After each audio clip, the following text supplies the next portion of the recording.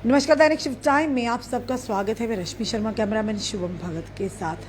फरमान पे फरमान, क्या जम्मू को एक टेस्टिंग लेबॉर्ट्री समझा जा रहा है? जिस तरह से आप जानते हैं, कुछ दिन पहले की अगर बात करें, जो कि एक आदेश आया था एडमिनिस्ट्रेटिव काउंसिल की तरफ से, और जिसकी अध्यक्षता एक मीटिंग में अध्यक्षता की थी लेफ्टिनेंट गवर्नर, और ये कहा गया था कि अब डिपार्टमेंटल स्टोर में भी बियर सेल होगी और साथ ही साथ रेडी टू ड्रिंक बेवरेजेस भी मिलेंगे। और साथ ही साथ कहेंगे एक आदेश आता है डीसी जम्मू जो अग्नि लवासा की तरफ से, कि जो एक साल जिसे हो गया उसे तहसीलदार वेरिफिकेशन करेगा और रेजिडेंट जो इसके सर्टिफिकेट मिलेगा। इन्हीं सारे विषयों पर बात करने हमारे साथ जुड़ चुके हैं हर्षदेव सिंह जी। हर्षदेव जी, फरमान पे फरमान, अब किस तरह से इन दोनों फरमानों को लीजिए? रश्मि जी, आपने बिल्कुल ठीक कहा कि फरमान पे फरमान। इससे पहले कि मैं आपके सवालों का जवाब दूं, मैं यहाँ से हाथ जोड़ के राष्ट्रपति महोदय से ये गुहार लगाना चाहता हूँ कि अब हमें बीजेपी के प्रॉक्सी रूल से निजात दिला दीजिए। रोजाना नया कानून निकलता है, हर रोज नया कानून, हर रोज नया आदेश निकलता है। रात को बैठते हैं और सुबह लोगों के ऊपर वो कानून थोप दिया जाता है। कानून बनाना बाबू लोगों का काम नहीं है। जो आज की तारीख में कर रहे हैं, जम्मू कश्मीर के लिए कानून बाबू बना रहे हैं, ब्यूरोक्रेट्स बना रहे हैं, क्लर्क्स बना रहे हैं, और जम्मू कश्मीर के लोगों को कीड़े मकोड़ों की तरह आप समझ रहे हैं। मुझे कहना पड़ रहा है क्योंकि जो आपका दिल करता है वही आदेश आप थोप देते हैं लोगों के ऊपर। कानून बनाना कानून साजिया का काम है, लेजिस्लेचर का काम है। वो काम आपने क्लर्कों के हवाले कर दिया है, और वो जो उनको ठीक लगता है वो हमारे ऊपर थोप देते हैं वो। तो सबसे पहले, अब 4 साल हो गए हमें भी ये प्रॉक्सी रूल झेलते हुए, तो यहाँ भी जमहूरी निज़ाम दे दीजिए। संविधान तो हमने अब अडॉप्ट सबने कर लिया है, हिंदुस्तान का आयन 370 अबॉलिश होने के बाद, और वही संविधान ये कहता है कि इलेक्शंस जो है वो अपने टाइम पे होने चाहिए, और किसी भी आप रियासत को 6 महीने से ज़्यादा महरूम नहीं रख सकते हैं डेमोक्रेटिक प्रक्रिया से। सुप्रीम कोर्ट ने भी ये बात कही है। लेकिन ये ऐसी सरकार है, ना तो सुप्रीम कोर्ट की बात मानती है, ना संविधान की बात मानती है, और रोज़ नए कानून थोपे जा रहे हैं। कभी कहते हैं नए वोट बना लो, 1 साल वाला जो है उसका भी वोट बन जाएगा। अब ये कौन से कानून में लिखा हुआ है? मैं तमाम भारतीय जनता पार्टी को जो इसकी पैरवी कर रहे हैं, मैं चुनौती देता हूं, आइए मेरे सामने बैठिए और मुझे बताइए कि कौन सी किताब में ये लिखा हुआ है कि जो 1 साल यहाँ रह जाए उसका वोट बन जाएगा। वोट बनाने के लिए एक प्रक्रिया है, जो रिप्रेजेंटेशन ऑफ पीपल एक्ट में जिसका जिक्र किया गया है कि वोट कैसे बनेगा। आप उसको दरकिनार करते हुए अपना कानून बनाते हैं घर का, और कहते हैं जो 1 साल से यहाँ, फिर कहते हैं कि अगर आपके पास कोई भी डॉक्यूमेंट नहीं है तो तहसीलदार अगर आपको प्रमाण पत्र दे देता है तो आपका वोट बन जाएगा। ये किस किस्म के डिसीजंस आप ले रहे हैं? पहले 25 लाख वोटर्स की बात कर रहे थे कि बाहर से आएंगे, बाहरी राज्य से। अब कर रहे हैं कि 1 साल का, और उसी तरह ट्वीट के माध्यम से भी इस आदेश को वापस लेने की भी जो चर्चा हो रही है। तो क्या लगता है? देखिए, ये उसी की कड़ी है जब इन्होंने ये कहा था कि 25 लाख वोट बढ़ेगा, क्योंकि भारतीय जनता पार्टी अपनी साख खो चुकी है, अंदर से खोखली हो चुकी है। लीडरों को ज़रूर जोड़ रही है वो अपने साथ, लेकिन लोग खिसक रहे हैं। अब भारतीय जनता पार्टी सिर्फ नेताओं की पार्टी बन के रह गई है, लोगों की पार्टी नहीं है। जो भ्रष्टाचारी हैं, जिन्होंने 2 नंबर के धंधे किए हैं, या जिनको कुछ चाहिए, उनको इकट्ठा कर रही है, और वो पके हुए आम की तरह बीजेपी की झोली में गिर रहे हैं। लोग उनके साथ नहीं रहे हैं। अब ये उनको देखना होगा। और जहाँ तक इस किस्म के फैसले लिए जाने की बात है, ये फैसले इनको बहुत महंगे पड़ने वाले हैं आने वाले वक्त में। आप देखिएगा रश्मि, देखिएगा कि 1 साल वाले को आप यहाँ वोटिंग राइट्स देना चाहते हैं, यहाँ के लोगों की आइडेंटिटी को डाइल्यूट करना चाहते हैं आप, डेमोग्राफी को बदलने की एक कोशिश यहाँ की जा रही है। जब आपने ये देखा कि 25 लाख जो है वो नहीं हो पा रहे हैं, तो फैग एंड पे आप 10 दिन बाद ये क्लोजिंग है वोट बनाने की, 25 अक्टूबर तक है, तो 10 दिन पहले आपने ये आर्डर निकाल दिया कि अभी 1 साल वाले भी आ जाओ। ये लोगों को इकट्ठा करके यहाँ उनके वोट, जैसे भारतीय जनता पार्टी पहले क्या करती थी, पहले वो लोगों को ट्रेनों में भर कर लाती थी यहाँ कि आप हमारी मीटिंग्स में आ जाओ, जलसे में आ जाओ। 500-500 रुपया उनको मिलता था, आपने देखा और बहुत सारों का इंटरव्यू आपने भी किया, कहाँ से आए हैं हम जी, वहाँ के रहने वाले हैं, झारखंड के हैं, हम छत्तीसगढ़ के हैं, जो जलसे में, किसके जलसे में आए हैं पता नहीं है। तो अब उन पब्लिक मीटिंग में जिन लोगों को लाते थे उनके यहाँ वोट बना के और उनसे वोट लेंगे, फिर उनको ट्रेनों में बैठा के दूसरी स्टेट में ले जाएंगे जहाँ उनको ज़रूरत होगी।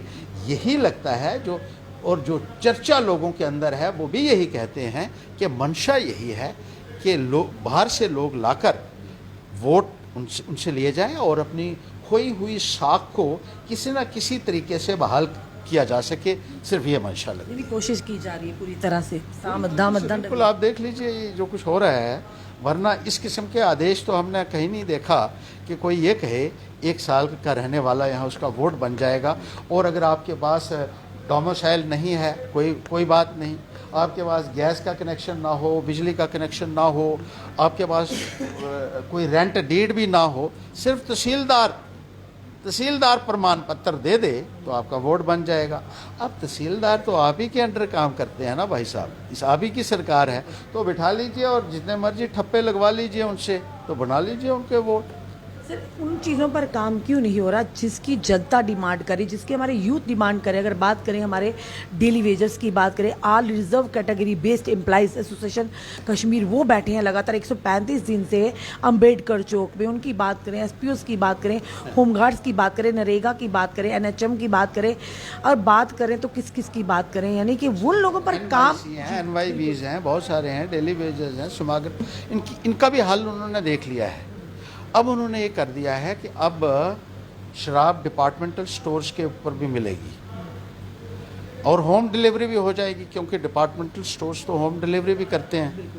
आपको घर बैठे शराब मिलेगी, अब चिंता करने की बात ही नहीं है। वो कहते हैं ना, चिंता नहीं करनी उन चिंता मुक्त किया जम्मू वासियों, चिंता मुक्त कर रहे हैं। मस्त रहो, खूब पियो, मस्त रहो, बाहर जाने की भी ज़रूरत नहीं पड़ेगी, सड़क पे पहुंचेंगे नहीं आप।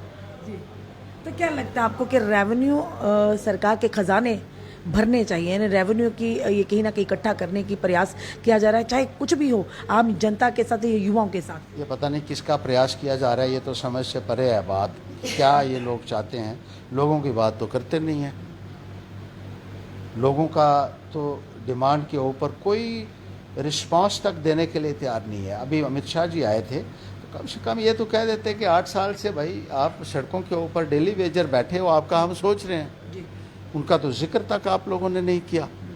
जो दूसरे ज्वलंत मुद्दे यहाँ के थे, रोज़गार के मुद्दे थे, डेवलपमेंट के मुद्दे हैं, जो दूसरे इश्यूज़ हैं, उनके ऊपर आपने कोई बात नहीं की।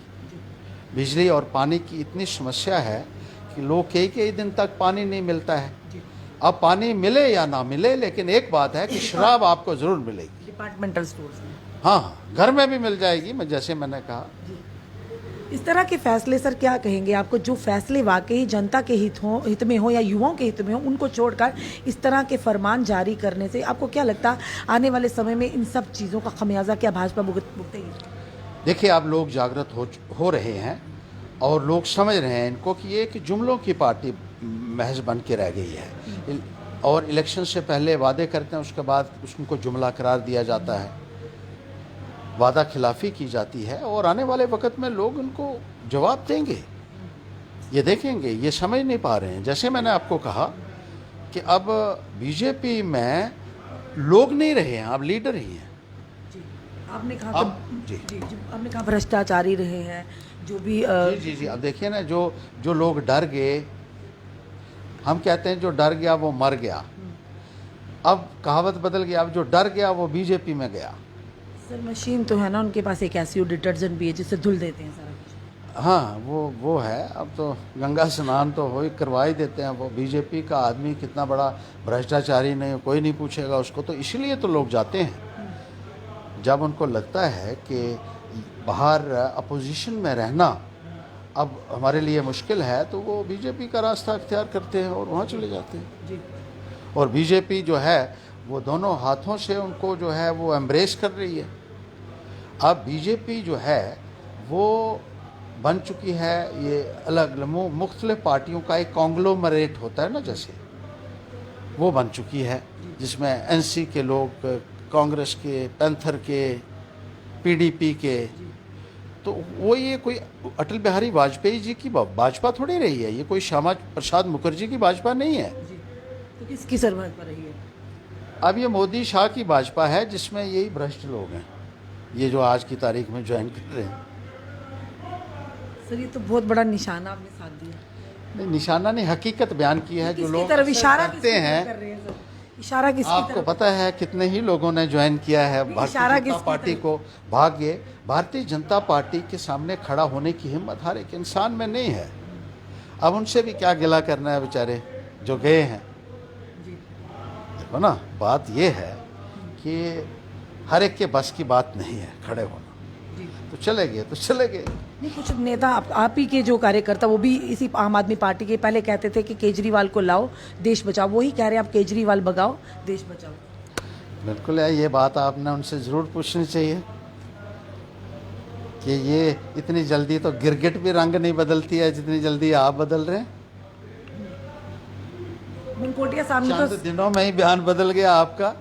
मनकोटिया साहब ने तो संकल्प भी ले लिया कि जब तक जम्मू कश्मीर में भाजपा की सरकार नहीं है तब तक वो अन्न का दाना नहीं होगा। अन्न नहीं खाए, वो अन्न खाते कहाँ हैं? मैंने सुना है आजकल सिर्फ मुर्गा, मीट, मच्छी चलती है, अन्न कहाँ खाते हैं? कोई मुझे सुना रहा था कि उनके घर के पिछवाड़े में बहुत बड़ा हड्डियों का ढेर निकला परसों। तो सर क्या मुर्गा खाना गलत बात है क्या? नहीं, अच्छी बात है। अन्न क्यों खाना है? अन्न तो गरीब लोग खाते हैं बेचारे, हमारे जैसे, आप जैसे हैं, आप जैसे हैं। मुर्गा मच्छी खाओ। तो क्या वो अन्न में नहीं आता है सर? अन्न कुछ और बात हो गई ना। इसका मतलब है दाल रोटी नहीं खाएंगे। ये नहीं मुर्गे आपने बड़ी बात करी है, नहीं क्या? गरीब लोग खाते हैं अन्न, क्या जरूरत है अन्न खाने की? पांचों उंगलियां घी में, सिर कढ़ाई में है। मेरी पेट मुर्गे मच्छी से भर जाता है सर, अन्न खाने की जरूरत ही नहीं है। केवल क्या जरूरत है? हाँ, पानी भी कम पीते हैं, वो नई स्कीम के तहत जो चली है अब, पानी भी कम है। उन्होंने इस बात का जिक्र नहीं किया। डिपार्टमेंटल स्टोर पर डिपार्टमेंटल स्टोर से वो सप्लाई होगा सब कुछ।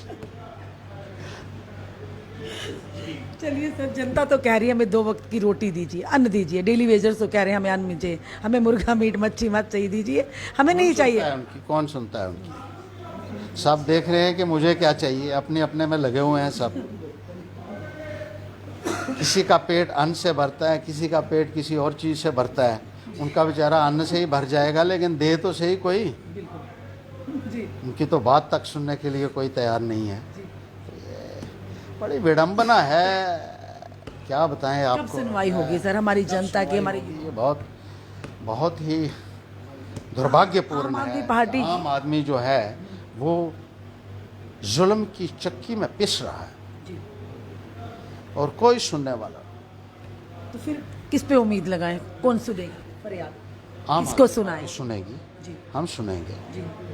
हमने करके दिखाया, साबित करके दिखाया। मैं अपोजिशन में भी रहा और मिनिस्ट्री में भी रहा। 35,000 लोगों को मैंने, एक मिनिस्टर हूँ मैं जिसने अकेले ने 3 साल में भर्ती किया था, जी जो रिकॉर्ड बना आज तक। और मुझे लगता नहीं है एक मिनिस्टर कभी इसको कोई भी तोड़ पाएगा जब तक जम्मू कश्मीर का इतिहास रहेगा। 3 साल में इतनी बड़ी तादाद में मुलाजमत देनी और एक उंगली नहीं उठ सकी। असेंबली में सबने उस वक्त कहा था इतने पारदर्शिता से, और जो लोग लगे थे उनको पक्का मैंने किया। आज तक एसएसए सेंट्रली स्पॉन्सर्ड स्कीम है, जैसे आप एनएचएम की बात कर रहे हो, वो भी सेंट्रली स्पॉन्सर्ड स्कीम है। मनरेगा सेंट्रली स्पॉन्सर्ड स्कीम है। आंगनवाड़ी सेंट्रली स्पॉन्सर्ड स्कीम है। साक्षर भारत मिशन सेंट्रल स्पॉन्सर्ड। इसमें आज तक कोई पक्का नहीं हुआ। सिर्फ सर्व शिक्षा अभियान है सेंटर की स्कीम। मेरे से पूरी ब्यूरोक्रेसी एक तरफ हो गई थी रश्मि जी कि ये पक्के नहीं हो सकते, ये सेंट्रल स्पॉन्सर्ड स्कीम है। तो मैंने उनको बताया था, मैंने कहा मैंने कानून हिंदुस्तान का भी पढ़ा है और विदेश का भी पढ़ा है। मैंने अमेरिका से डिग्री लाई हुई है इंटरनेशनल ह्यूमैनिटेरियन लॉ में हार्वर्ड यूनिवर्सिटी से। मैंने कहा आपसे ज़्यादा जानता हूँ मैं, तो मुझे बताइए कि कहाँ लिखा हुआ है, किस किताब में लिखा हुआ है। और मैंने पक्का किया। और पहला मंत्री हिंदुस्तान का जिसने सेंट्रल स्पेंसर स्कीम के तहत लगे हुए स्टेट में लोगों को पक्का करके दिखाया। जी सर, आप तो नहीं कहीं पार्टी को छोड़कर जाने वाले? नहीं, मैं कहाँ जा जनता रहा पूछ रही है। हूँ। मैंने कोई पार्टी नहीं छोड़ी, मुझे तो पहले वहाँ से धक्के देकर निकाल दिया इन लोगों ने पैंथर पार्टी से। नहीं, आप आम आदमी पार्टी कभी नहीं छोड़ेंगे, ये आपको? मैं कोई पार्टी नहीं छोड़ता। मैं ये समझता हूँ कि इंसान को अपने कर्म करना चाहिए। कहीं ना कहीं तो खड़े होना है ना, जी। तो कोई ना कोई जगह तो चाहिए जनता का आपको, विश्वास, ताकि आप उन लोगों की बेहतरी कर सकें जो हमारे साथ कई सालों से चल रहे हैं। सर, जनता का विश्वास जीतना बहुत ही मुश्किल है। बहुत जनता मुश्किल। का क्या विश्वास जीत पाएगी आम आदमी पार्टी आने वाले समय में? बिल्कुल, देखिए हमने जिस तरीके से काम किया है और जिस तरीके से दिल्ली में काम हुआ है, आपने देखा है, पंजाब में हो रहा है, और गुजरात में भी आप जैसी लहर चल रही है इस वक्त आम आदमी पार्टी की बड़ी ज़ोर शोर से, तो आप देख रहे हैं यहाँ भी लोगों का विश्वास हो रहा है। और तभी तो आप देख रहे हैं कि जितना दफ्तर है सारा बड़ा पड़ा है, बाहर भी लोग खड़े हैं। लोगों का विश्वास है जो है वो अपना भरोसा दिखा रहे हैं पार्टी में, और ज़्यादा से ज़्यादा तादाद में जो है आ रहे हैं इसमें। चलिए देखते हैं सर, धन्यवाद। ये थे हमारे साथ आम आदमी पार्टी के नेता, वरिष्ठ नेता हर्षदेव सिंह जी और पूर्व मंत्री हरदेव सिंह। साफ तौर पर उन्होंने कहा कि आने वाले समय में जनता का विश्वास जो कि आम आदमी पार्टी का बनेगा, और आम आदमी पार्टी जनता की उम्मीदों पर खड़ी होती है। चलिए देखते हैं, ये तो फिलहाल जनता पर निर्भर जो आज की हालात हैं, आखिर कौन जनता को उभारेगा उन हालातों से, कौन हमारे युवाओं की परेशानी को करेगा दूर। चलिए, हर्षदेव सिंह ने तो कहा कि जनता अगर मौका देगी तो ज़रूर आम आदमी पार्टी आम जनता की उम्मीदों पर खरा उतरेगी। चलिए देखते हैं आने वाले समय में क्या रंग करवट बदलता है समय, और सियासत का नाम ही बदलाव। देखते हैं और किस तरह के बदलाव आएंगे, क्योंकि हर्षदेव सिंह ने तो साफ तौर पर कहा कि मैं पार्टी छोड़ता नहीं, मुझे पार्टी से निकाला जाता है। फिलहाल देखते हैं आने वाला समय क्या रंग बदलता है। आपने कमेंट, आपने सुझाव जरूर दीजिए। इस वीडियो को जितना हो सके शेयर कीजिए। जुड़े रहिए हमारे साथ अगले अपडेट के लिए। जय हिंद, जय भारत।